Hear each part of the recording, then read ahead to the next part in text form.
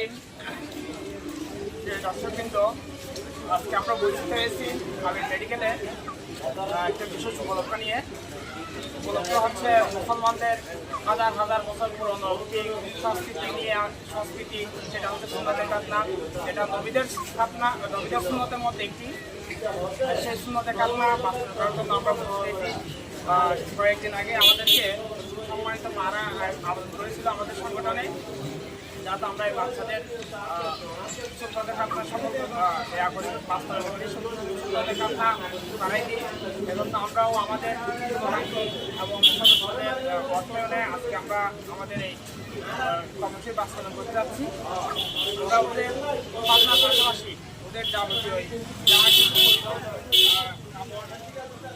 প্রত্যেকের জন্য একটা পাঞ্জাবি, পাঞ্জাবি আমরা দেওয়া করছি এবং পাশাপাশি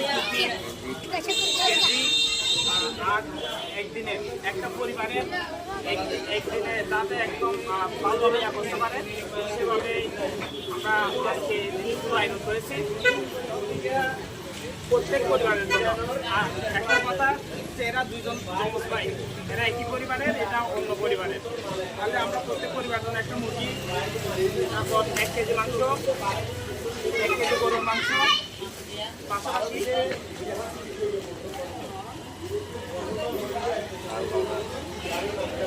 15 কেজি চাল, 1 লিটার তেল,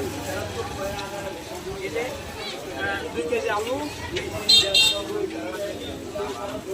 একটা সাবান, বাংলা সাবান, যেটাকে আমরা ডেটলের বোতল, তারপর ডাল, তেল, তারপর আদা, মশলা।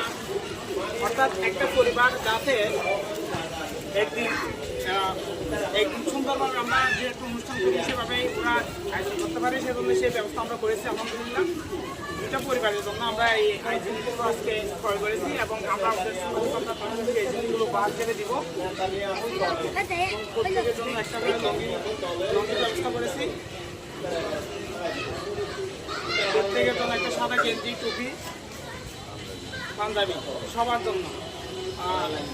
এতটুকুই, সবাই আমাদের জন্য দোয়া করবেন, ওদের জন্য দোয়া করবেন। এই দুজন হাদিস খানায় পড়তেছে,